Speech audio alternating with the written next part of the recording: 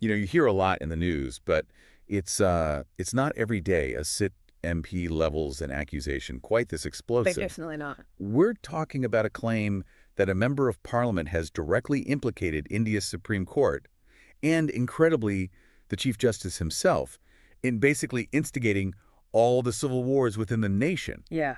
It's the kind of statement that really makes you stop and say, wait, did I hear that right? It's a seismic claim, absolutely. And the Yeah. reverberations have been pretty immediate. This isn't some, dusty legal theory we're digging up. This all unfolded just yesterday, Saturday, April 19th, 2025. Oh, recent. It really throws a sharp light on some fundamental questions about power in India, how it operates. Absolutely. So in this deep dive, we're not just going to rehash the headlines. We've looked closely at the initial reports, at exactly what MP Nishikant Dubey said, how his own party reacted, like almost instant. Mr. Fast, yeah. And we're trying to piece together the deeper currents, what might be driving this. Our aim, really, is to give you a clearer picture of these, well, extraordinary accusations, especially when you consider the whole legal and political landscape right now. What are the real stakes here? And it's essential to see this outburst not just as a bolt from the blue, but potentially connected to a very specific piece of legislation, something that's actually under the Supreme Court's scrutiny right now. Okay.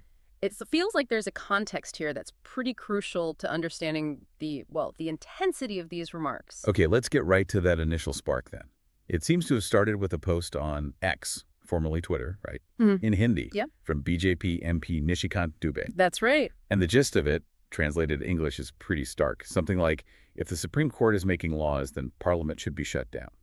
Wow. I mean, that's a real line in the sand kind of statement, isn't it? About the separation of powers. It really is. It's not just, a simple disagreement. It feels like a fundamental challenge to the perceived roles of the legislature and the judiciary. Yeah. But that initial post, that was almost just a prelude, wasn't it, to his subsequent comments to A&I, where he really, really amplified the rhetoric. He did. He went beyond just questioning the court's role. He actually asserted that it's, quote, responsible for inciting religious wars and going beyond its limits. Which is already a huge step up. A massive step. And then came the really direct accusation, the one that's grabbed everyone's attention. Chief Justice of India, Sanjiv Khanna, is responsible for all the civil wars happening in this country. Just stating it plainly like that. Plainly. And he even went so far as to somehow link the Supreme Court to the recent violence in Murshidabad, West Bengal. It just raises so many questions about the connection he's trying to draw there. Well, the leap from, judicial decisions to actually orchestrating civil unrest is, it's a significant one, a very big leap. It makes you wonder what underlying anxieties or maybe interpretations could possibly lead someone to make such a strong and, frankly, seemingly unsubstantiated claim against the highest judicial office in the land. Exactly. And what struck me immediately was the reaction from Dubey's own party, the BJP. They moved incredibly quickly to distance themselves. Well, that's unprecedented speed, really. Right. BJP President JP Nadda put out a statement on X, emphasizing that the party neither agrees with nor supports the remarks made by Dubey and another MP, Dinesh Sharma, who had made separate comments. Ah, right, Sharma too. Yeah, Nadda explicitly called them personal views that the party absolutely rejects. I mean, that's pretty clear and very public rebuke. It really is. It suggests a recognition, probably, within the BJP leadership that Dubey's statements could have some serious repercussions.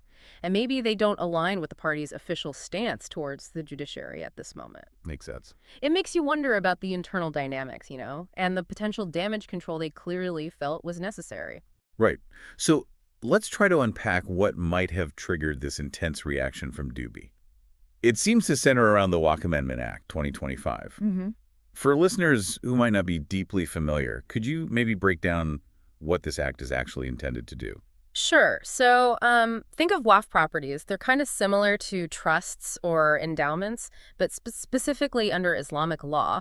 They're assets, land, or buildings dedicated for religious or charitable purposes. Okay. The Waqf Amendment Act, the 2025 version, its stated aim is to sort of modernize and streamline how these properties are managed. The idea is to bring in greater efficiency, maybe address some perceived issues of mismanagement. But it hasn't exactly been universally welcomed, has it? Seems like there's significant opposition. That's definitely right. Many Muslim organizations and also opposition parties have raised pretty serious concerns. They've used certain aspects of the act as potentially infringing on the religious freedom of the minority community. How so? Well, they fear it could lead to undue interference in how they administer their own religious endowments. That's the core concern. And this is where the Supreme Court's involvement becomes absolutely central to this whole story. Exactly. They are currently hearing petitions challenging the constitutionality of this very act. So the judiciary is really acting as that crucial check and balance on the legislature here. Precisely. And just days before Dubey's comments, actually on April 17th, the central government informed the Supreme Court that they would temporarily hold off on implementing some of the more debated provisions of the act. Which provisions were those? Okay, so these included the plan to denotify Waqf by user properties. These are properties considered Waqf based on long-standing use, even if they lack formal documents, which happens a lot with older properties. Right, based on usage. Exactly. And the other contentious point was the proposed inclusion of non-Muslims in the Waqf boards that manage these properties. Okay, so the government agreed to pause those. Yes. They gave an assurance to the court to pause these specific actions until the next hearing, which is scheduled for May 5th. And it sounds like the Supreme Court, with Chief Justice Khanna presiding, expressed some concerns about the, quote, grave ramifications if these long-standing Waqf properties were just suddenly denotified. That suggests the court is really considering the potential disruption, the impact on the communities involved if the status quo was changed abruptly. Right. That's a key point. The court seems to be weighing the potential for significant social and legal upheaval if the status of these properties recognized through potentially centuries of usage, were just altered without very careful consideration or due process. But Dubey seems to have a completely different interpretation, or at least that's what he's putting forward. He's accusing the Supreme Court of applying a double standard. How so? What's his argument? He's pointing to the court's insistence, as he sees it, on documentary evidence in cases concerning Hindu religious sites, mentioning Ram Mandir, Krishna Janmabhoomi, Ganvapi Mosque, and he's contrasting that with what he perceives as a different approach to Waqf properties, especially those recognized by usage. He even made a pointed remark about mosques built after the Mughal era, sort of implying a question about their historical basis or documentation. Okay, so his argument essentially boils down to a perceived inconsistency. He's suggesting the court is more rigorous in demanding proof for Hindu sites, while maybe adopting a more lenient approach towards Waqf properties, especially those based on long use rather than paper documents. Exactly. It brings up a fascinating point, doesn't it? About how historical claims and legal interpretations intersect and the kind of evidence needed in different types of disputes. It really does. And this all seems to hinge on that fundamental debate about the balance of power. Dubey was quoted saying, "The court can order the government, but not Parliament." That's a pretty firm line he's drawing. It cuts right to the heart of the constitutional framework, doesn't it? The whole principle of separation of powers. Absolutely. Dubey's statement reflects that viewpoint, that Parliament, as the directly elected body, holds the ultimate authority in making laws. And the judiciary's role is primarily to interpret those laws and ensure they're constitutional, not to dictate to the legislature. And this isn't exactly an isolated sentiment we're hearing lately, is it? We've heard similar concerns about what some perceive as judicial overreach from other high-profile figures. That's true. Vice President Jagdeep Dhankhar, for instance, has been quite vocal. He used that really striking nuclear missile analogy regarding the Supreme Court's use of Article 142. Right, the article that allows it to issue orders for complete justice. Exactly. And Dhankhar has also strongly criticized the Supreme Court's decision years ago now to strike down the National Judicial Appointments Commission Act, the NJOJC Act, which aimed to give the executive a greater role in appointing judges. Correct. That's another key example of this ongoing tension surrounding the judiciary's independence and its relationship with the other branches of government. He saw that as an overstep. And it's interesting to recall that recent Supreme Court directive setting a timeline for the president to decide on state bills. That also drew a sharp reaction from Dhankhar, didn't it? He saw it as another instance of the court stepping beyond its constitutional limits. It feels like there's a discernible friction, a real tension between these vital organs of our democracy right now. These instances definitely highlight the differing perspectives on where the boundaries of power lie and how the mechanisms of checks and balances should work within the Indian constitutional system. Yeah. The judiciary often sees its role as safeguarding the foundational principles of the Constitution, right? Even if that means scrutinizing, sometimes quite closely, the actions of the legislature and the executive. And it's worth remembering, this isn't the first time this particular MP, Nishikant Dubey, has publicly disagreed with Supreme Court rulings. He kind of has a track record here, doesn't he? That's true, yeah. He previously expressed strong disapproval of the Supreme Court's 2018 decision, the landmark one decriminalizing homosexuality, by reading down Section 307. What was his argument then?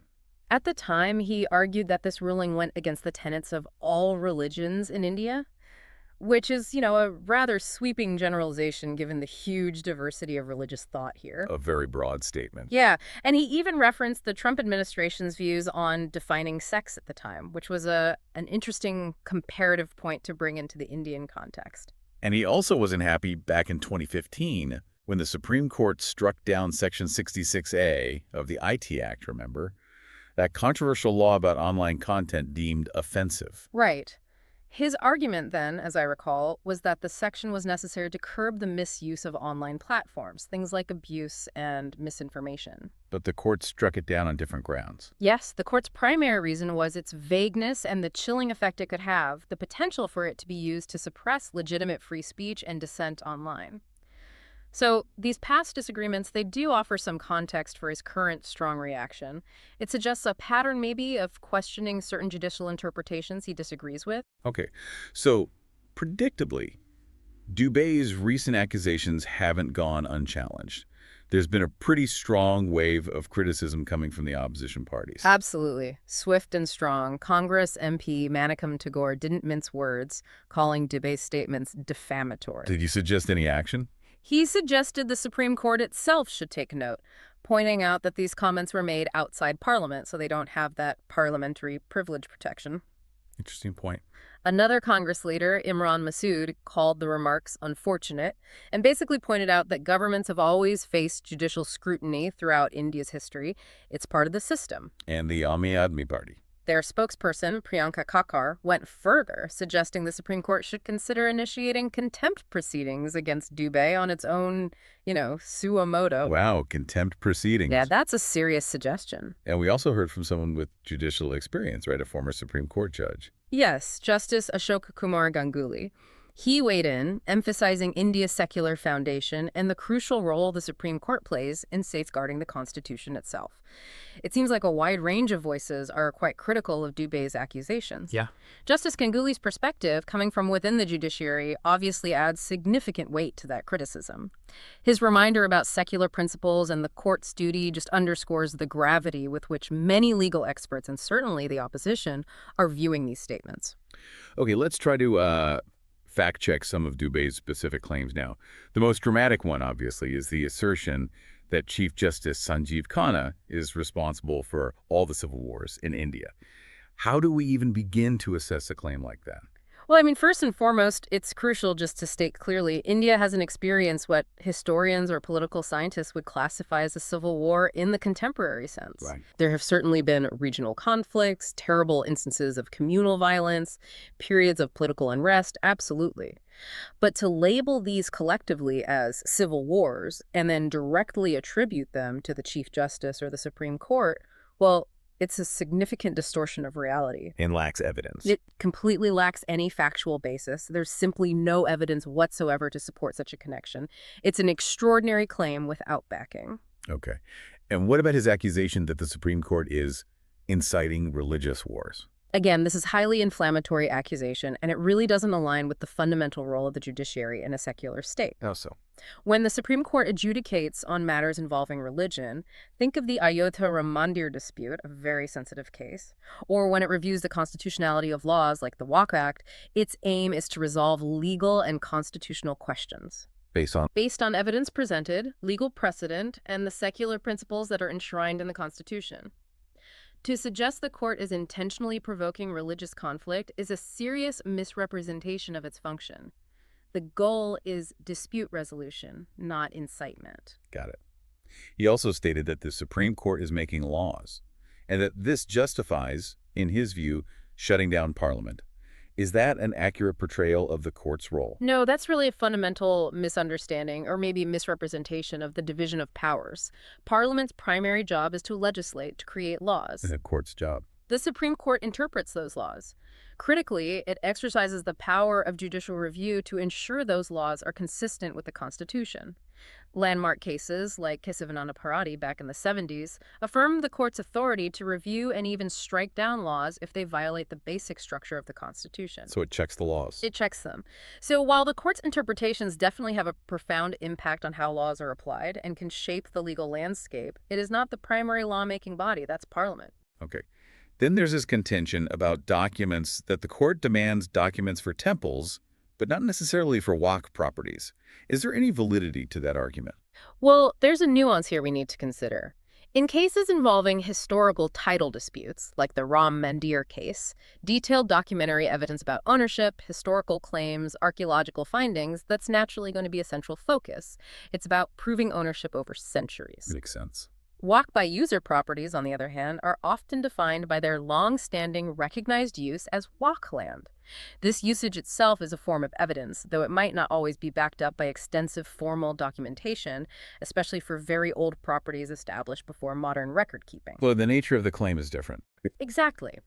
In its current review of the Waqf Act, the court is questioning the specific legal provisions about denotifying such properties and the criteria for recognizing Waqf status based on use. It's not necessarily that the court has a blanket policy of documents needed here, not there. It's more about the nature of the specific legal questions and the type of evidence relevant to each case title dispute versus established use. Okay, that clarifies things.